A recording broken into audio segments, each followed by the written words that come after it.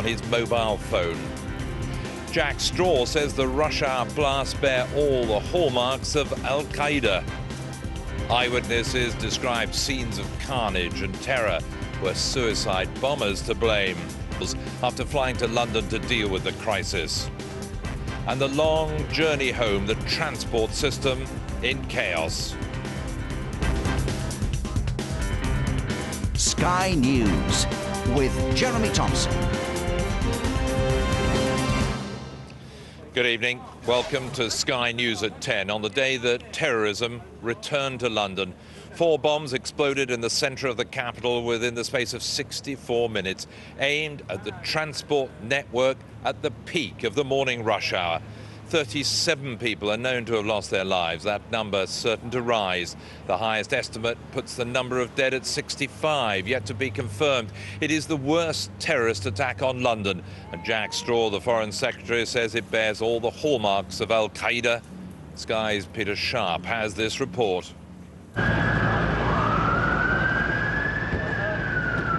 It was a day long feared in the capital. At Aldgate East, where the injured were treated on the pavement outside the station. Please, if you're not being treated by any paramedic, please... At King's Cross, where hundreds were moved to safety, having escaped the horrors below ground. And at Russell Square, what was left of the number 30 bus. Across the very heart of London, there was shock, confusion, and an almost palpable sense of fear among those caught up in the moment. The unthinkable had become reality. Below ground, in the pale emergency light, hundreds made their way through the tube carriages, a sense of claustrophobia all too apparent. Passengers battling smoke and soot. Scenes like these repeated in dozens of carriages in the 3 tube trains stuck deep in the tunnel system.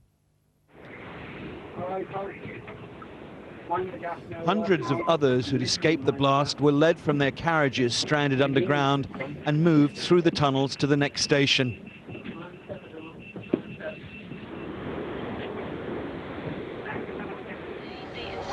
Finally making their way up to the streets on the surface, traumatized.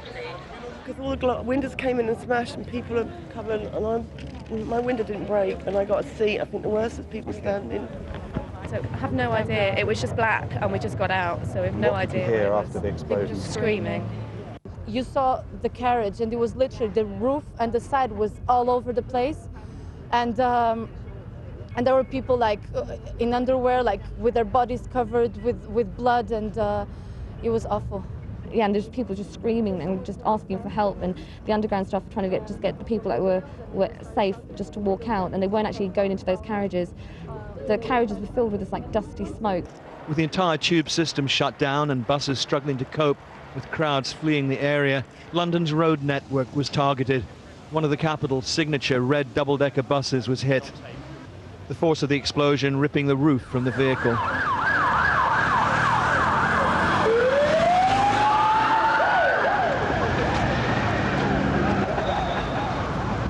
Casualties were expected to be heavy. This was the scene captured by a passerby less than a minute after the explosion. The force of the blast blew passengers from their seats aboard the bus and left injured strewn across the road. Just walking down through to central London, didn't even notice the bus. I just went across the road and then, just blown off my feet and stuff. In a capital where people had woken up full of pride following yesterday's Olympic bid success, the horror of the attack was perhaps even more deeply felt. A coordinated series of bomb attacks above and below ground, targeting London's transport system with predictably appalling consequences. London's emergency services have had years to prepare for this disaster, and the biggest casualty evacuation ever seen on the streets of the capital quickly got underway. Police warning there could be further attacks. We don't know if this is over yet. We've got to remain vigilant. The public have got to help the police and report anything that they see as suspicious to make sure we can deal with everything straight away. But we've got every resource out there at the moment, and we're doing our very best to keep London safe. Police wouldn't rule out the possibility that the attacks were carried out by suicide bombers. At the moment, we don't know whether or not this was suicide bombers or whether this was simply packages left on the bus and in the underground stations. It's too early to say. At Gleneagles, the G8 leaders stood shoulder to shoulder with Tony Blair. Later, back in London, the Prime Minister addressed the nation, promising to bring those responsible to justice. There will, of course, now be the most intense police and security service action to make sure that we bring those responsible to justice. I would also pay tribute to the stoicism and resilience of the people of London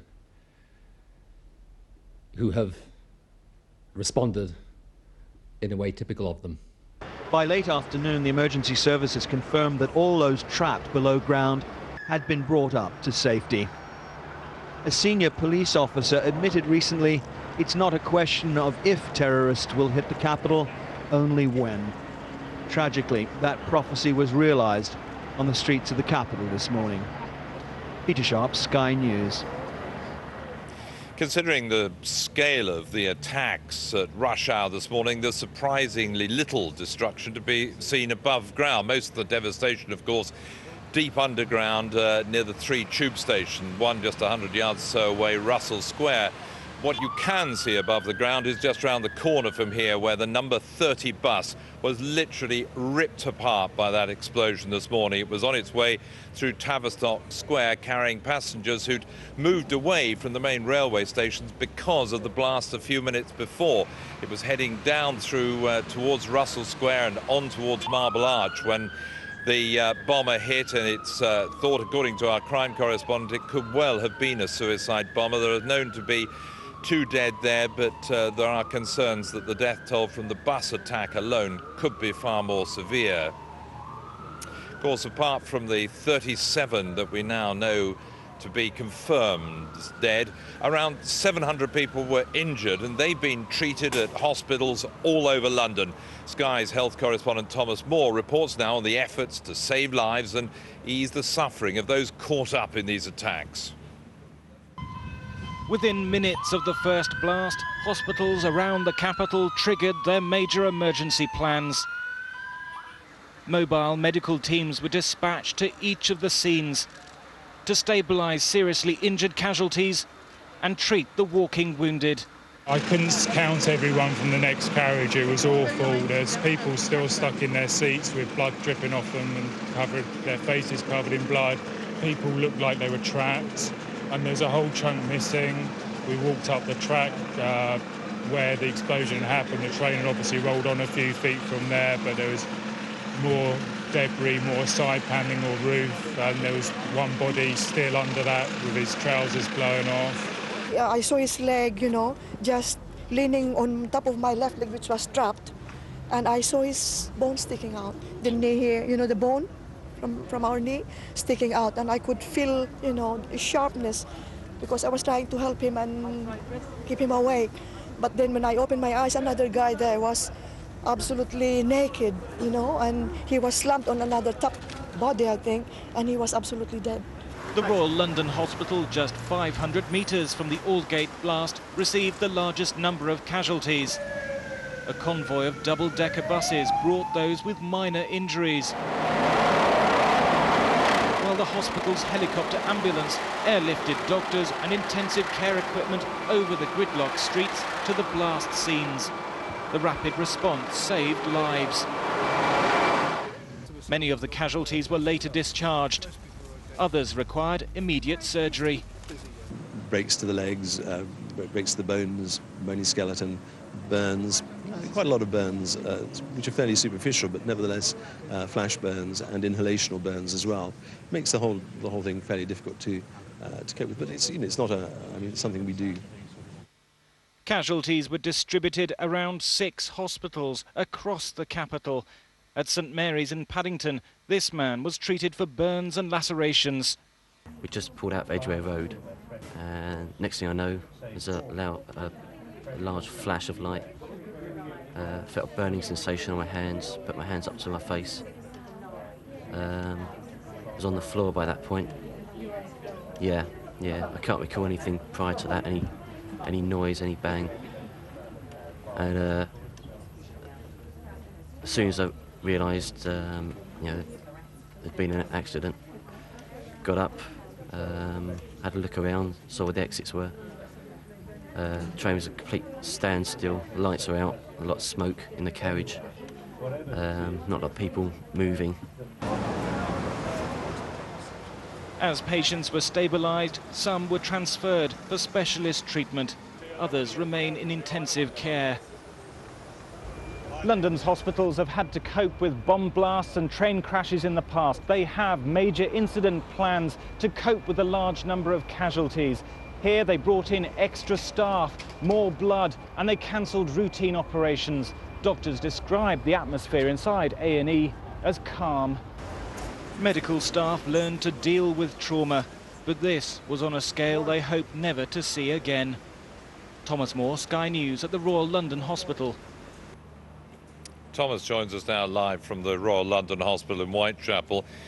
Thomas, one doctor I spoke to a short time ago who'd been involved in the operation this morning said that the terrorists picked the wrong city. So effective was the triage and medical operation that followed the blast this morning. How do you read it from your end? I agree. I mean, it is so crucial to get medical help, intensive care to those who need it within an hour. Doctors call it the golden hour, because if you can do that, their chances of living are so much greater. Now, here at the Royal London, they have the helicopter ambulance that flew 18 teams to the roadside, lifting doctors and their equipment above the gridlock streets and enabled to get them to the blast scenes within 2 or 3 minutes. And from then on, they could bring the seriously injured in for more specialist treatment within the hospital. As you say, it was the wrong city in that the doctors have rehearsed for this precise scenario many times over. It all began with the train crashes and the bomb blasts over the years, and it's just a matter of fine-tuning every time. Today we saw how the police were actually creating a fast track for all the ambulances. They were holding all the gridlock traffic to one side of the road to allow all the emergency vehicles to get straight into the Royal London as fast as possible. Thomas, just give us an idea tonight of what the latest news is on the casualties. Still, we hear some 700 injured today. Yes, indeed. I can tell you here at the Royal London, 19 patients have been admitted to the wards. Another 7 are still in intensive care and are seriously, if not critically ill. And sadly, 1 patient has died of their injuries. Thomas, thanks very much. The latest on the medical side from Thomas Moore. Let's get more details now of the attacks in London this morning with Chris Roberts at Sky Centre. Thank you, Jeremy. As you said, let's take a detailed look now at exactly what happened this morning. Well, the 4 explosions were brutally timed for maximum impact, and here is how the events developed. At 8:51 this morning, there was an explosion in a tunnel about 100 yards from Liverpool Street Station at the east of the capital's financial district. It left 7 people dead. The emergency services were called immediately. Passengers on trains and in stations nearby reported hearing loud bangs from inside the tunnels. An emergency shutdown of the electricity system soon brought the whole of the tube network to a standstill. Events in the city were closely followed at 8:56 by a second explosion. That killed 21 people between Russell Square and King's Cross. Then at 9:17, a third blast killed 7 travellers, this time on a tube heading into Edgware Road Station in northwest London. The bomb also damaged 2 other trains nearby. Half an hour later, at 9:47, there was an explosion in the back of a double-decker bus at the junction of Woburn Place and Tavistock Square. Another 2 people died there. Jeremy? Well, this lunchtime, a defiant Tony Blair appeared grim-faced before the cameras to condemn the attacks, and world leaders and politicians from all parties have been reinforcing his message that Britain won't be intimidated by terrorism. Back at the summit, Tony Blair's helicopter touched down at Glen Eagles 8 hours after he left on an emergency dash to London to take personal charge of the government's response to to the terrorist bomb attacks in the capital. While he was away, Mr Blair chaired a meeting of cabinet ministers and intelligence chiefs, met opposition leaders and visited the command centre at Scotland Yard before returning to the G8 summit. A day that began with talks with George Bush in a cheerful and upbeat mood suddenly and dramatically changed. Once it became clear the blasts were caused by bombs, Mr Blair condemned the terrorists. It's important, however, that those engaged in terrorism realise that our determination to defend our values and our way of life is greater than their determination to cause death and destruction to innocent people in a desire to impose extremism on the world. The terrorists would never succeed, said Mr Blair, and the summit would go on. But throughout Gleneagles, officers from the Metropolitan Police, who 24 hours earlier were clashing with anti-summit protesters, were among those watching the horror unfolding in London. President Bush, with his own memories of September the 11th 4 years ago, endorsed Mr Blair's message to the bombers. The war on terror goes on. I was most impressed by the resolve of all the leaders in the room. Their resolve is as strong as my resolve. And that is, we will not yield to these people. In Singapore, Ken Livingstone's elation after London's Olympic bid victory had turned to anger as he too returned to London. I said yesterday to the IOC, this city of London is the greatest in the world because everybody lives side by side in harmony. And Londoners will not be divided by this cowardly attack. Back at Gleneagles, the Foreign Secretary arrived to host the G8 summit in Tony Blair's absence. And he revealed who the government believes carried out the London bombings. Well, this is still unconfirmed, as it were, speculation, but these outrages bear the hallmarks of Al-Qaeda-related terrorist cells, and that is obviously the principal assumption on which the police and intelligence agencies are operating. Now he's back, Mr Blair will turn his attention once again to the G8 agenda of climate change and Africa. John Craig, Sky News, Gleneagles.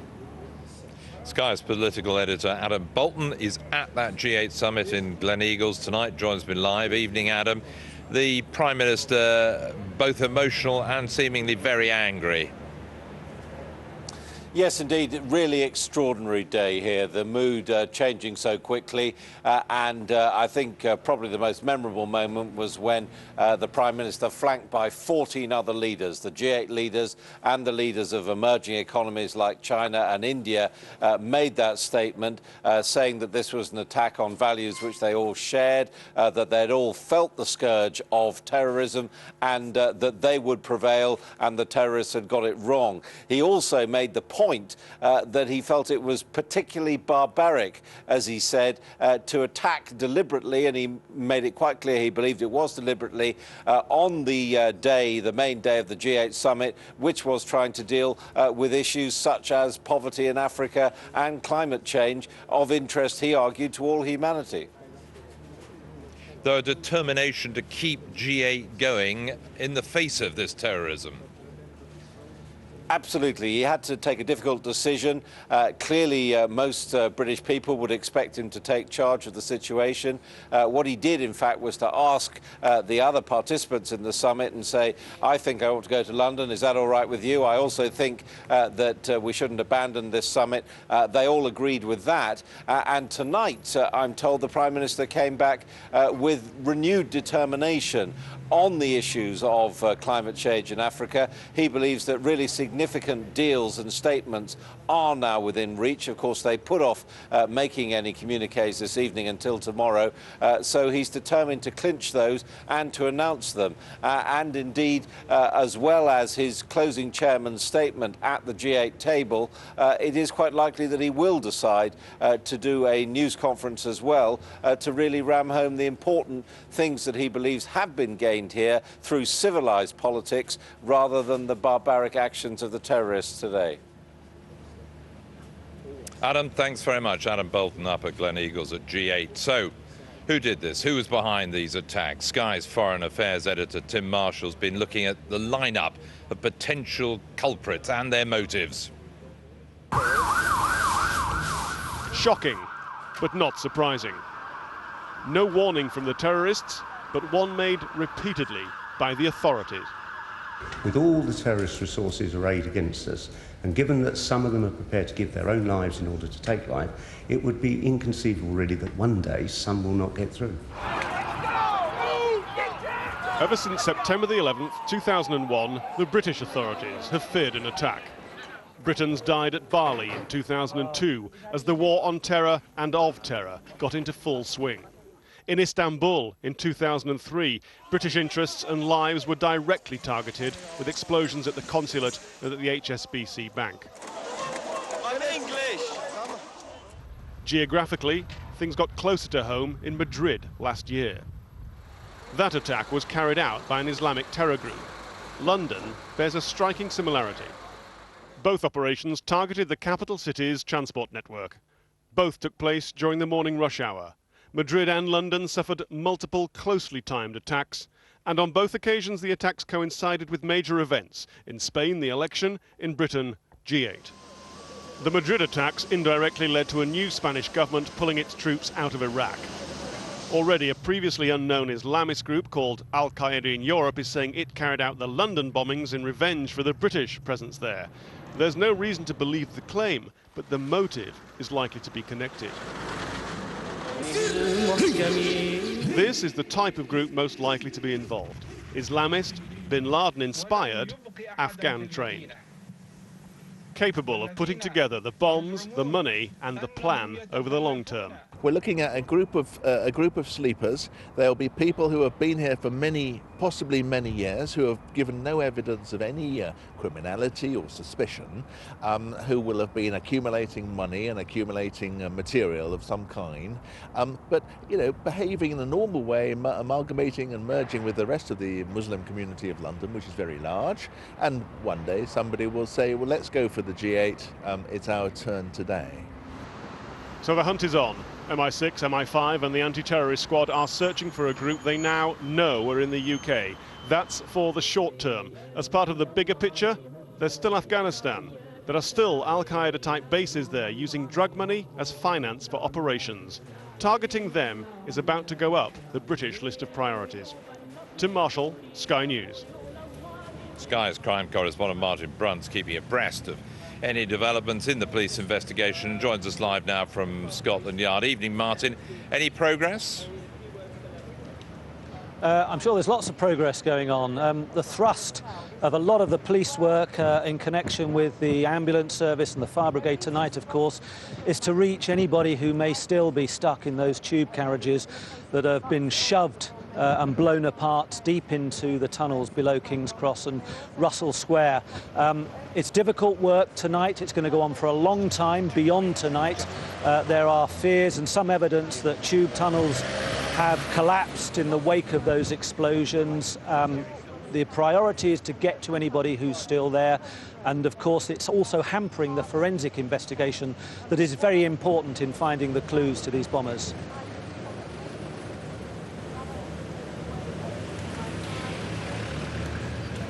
Martin, yes, sorry, I was just having a slight communication problem there, but basically the investigators think they're looking for people who have been presumably hiding in this country, planning this for quite a considerable period of time. Well, I don't know so much that they're hiding. I mean, they may well be British-born people who've been living normal lives without drawing any attention of the security services to them, who have perhaps come together with shared aims and beliefs. There's clearly no intelligence on them. The security service has been looking and monitoring, surveilling an awful lot of suspects over the past few months, beyond that even, and clearly none of those are involved because, as far as I understand, they were all doing what they were supposed to be doing yesterday and this morning under surveillance. So we're talking about a brand new group, and that really is the great difficulty for the anti-terrorist branch and the security service, because it's very difficult to get intelligence on these people.